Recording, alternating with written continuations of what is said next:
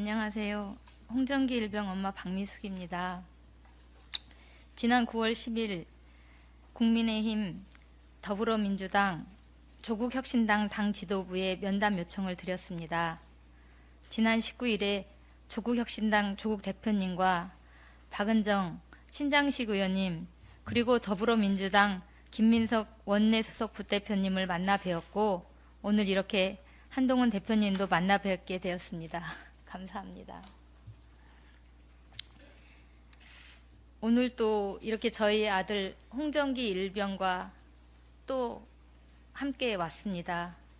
한동훈 대표님께서 법무부 장관 재임 시절 저희 아들 일에 마음을 많이 써주시고 국가배상법 개정안을 정부 입법안으로 발의해 주시고 그동안 고생하셨다.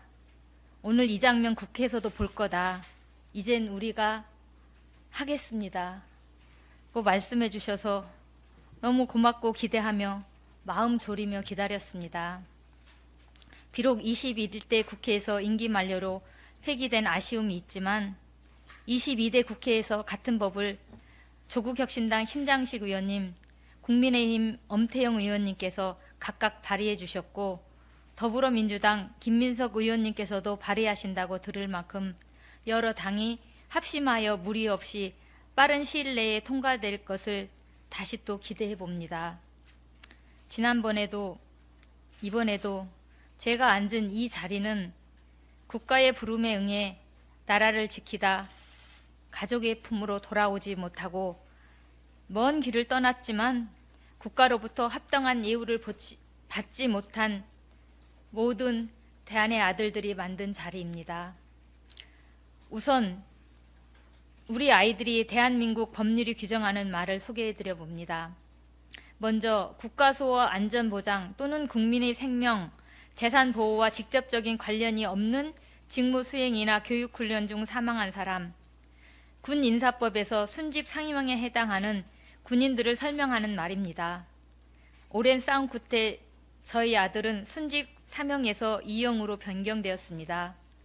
지금도 숱한 부모들이 국가수호와 관련이 없이 죽었다는 이 치욕스러운 말을 인정할 수가 없어서 국방부 상대로 싸우고 있습니다. 징병제 국가에서 자유를 제한당하며 24시간 병영 생활을 하는 군 복무의 모든 순간에 국가수호와 관련이 없는 시간이 있습니까?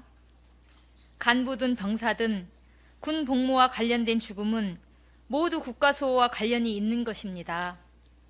저희 아들과 같이 의료과실로 사망하거나 병영 부조리, 괴롭힘 끝에 스스로 목숨을 끊은 군인들은 어김없이 다 순직 사명으로 취급되며 모욕을 당하고 있습니다. 다른 공무원들 중에 이렇게 모욕적인 순직 구분을 가진 직군은 없습니다. 오직 군인들에게만 이런 대우를 받습니다.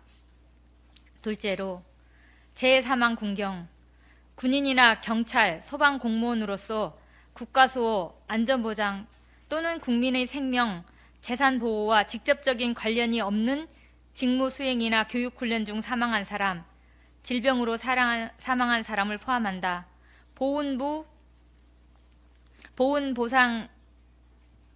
보훈부에서 국가유공자와 예우의 차등을 둔 보훈보상 대상자를 규정하는 보훈보상 대상자 지원법에 담긴 말입니다.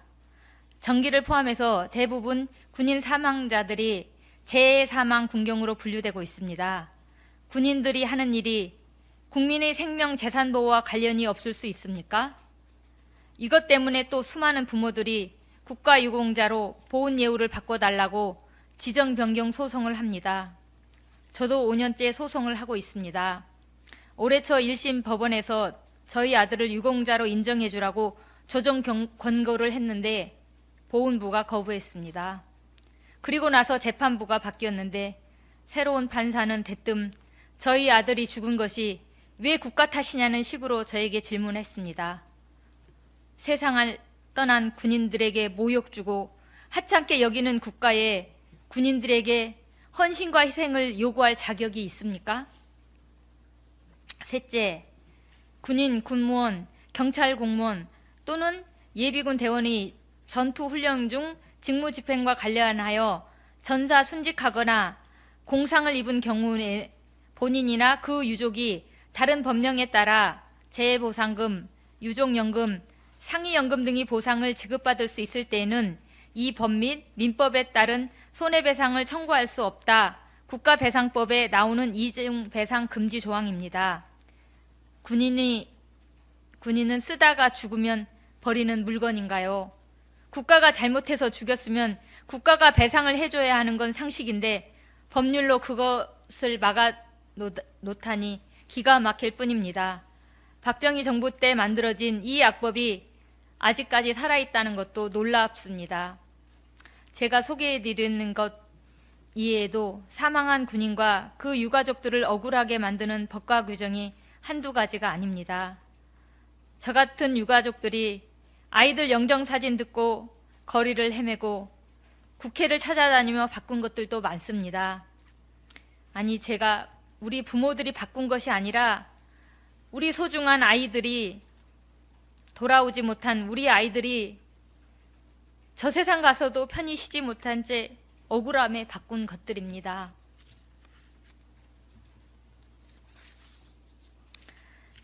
지금도 국군 수도병원 장례식장에 가면 영안실에 냉동고에 장례를 치르지 않은 군인들이 많습니다. 벽지에 있는 봉안소에 가도 인수하지 않은 영연이 가득합니다. 가족들이 잊어서가 아닙니다. 억울해서, 진실을 밝히지 못해서, 국가가 게을러서 장례를 못 치르고 안 치르고 눈에 넣어도 아프지 않을 자식을 차디탄 냉동고에 넣어두고 외롭게 봉안소에 있는 피 맺힌 부모들의 마음을 아십니까? 군인들을 살리는 정책을 만들어 주십시오. 제도를, 시스템을 만들어 주십시오. 그럼에도 놓치는 군인들이 있다면 그 아픔은 국가가 끝까지 책임지겠다는 다짐도 제도로 마련해 주십시오. 보훈과 배상, 아이들에게 합당한 예우를 해주는 게 어려울 만큼 대한민국이 어렵고 못 사는 나라입니까? 다른 게 아니라 이런 게 국격입니다. 국회가 국가배상법 이중배상 금지 꼭 이제는 없애주시고 순직제도, 보훈제도도 합리적으로 개정해달라는 부모들의 피눈물 서린 오랜 요구에도 귀 기울여 주십시오. 우리 정기 이름으로 대한민국에서 국가 의무 따르게 보낸 자식 잃은 부모들과 가족, 또 국방 의무를 보낸 부모님, 또 보내야 하는 예부의 부모님들까지 억울하지 않을 제도와 시스템을 만들어 믿고 보낼 수 있는 국방의 의무가 되도록 나라다운 나라를 만들어 주실 것을 간곡히 요청드립니다. 감사합니다.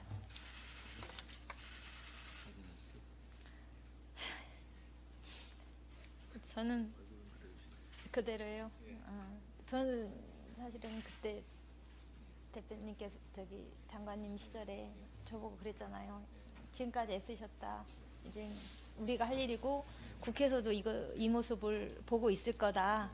그래서 저는 또 조만간에 되겠지라고 이렇게 생각하고 있었어요. 법을 발의했지만 이게 국회 사정으로 이번에는 꼭 되어야 돼.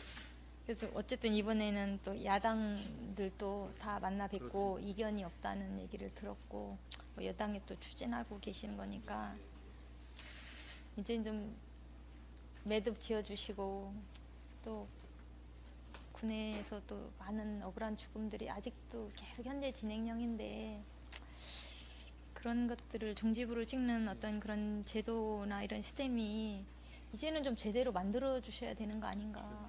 네. 뭐 처음에 제가 말씀 듣고 이 헌법 문제잖아요. 헌법 개정할 수가 현재 없으니 결국은 국가배상법에서 위자료 문제만을 가지고 유가족에 한해서 하겠다 바꾸자는 아이디어를 저희가 법무부에서 냈던 것인데요.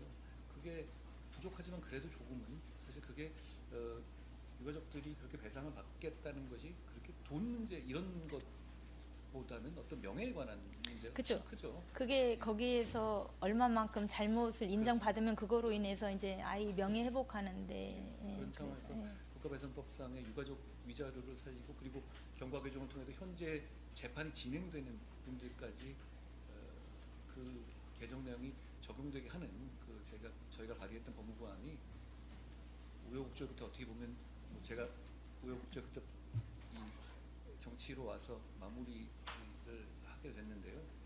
그것도 뭐 숙명이고 운명이라고 생각하는데 꼭 제대로 법이 통과되게 하겠습니다. 아무리 봐도 이 법은 반대할 명분이 없습니다. 그렇기 때문에 저는 신속하게 될 것이라고 생각하고 국민의힘 차원에서 최선을 다할 겁니다. 그래도 이렇게 뵈니까 다시 뵈니까 좋습니다. 아, 그러게 자리가 바뀌었는데 대표님 얼굴이 많이 상하신 것 같아서 마음이 좀 아픕니다. 어머니께서도 많이 고생 많으셨습니다.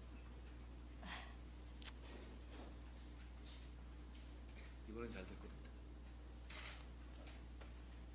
저희가 하는 일이 아니고 이제 국회 이 시간이니까 저희는 또 믿고 또 기다리고 있겠습니다. 잘하겠습니다.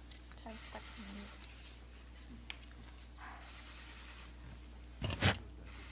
응? 아니요, 아니죠.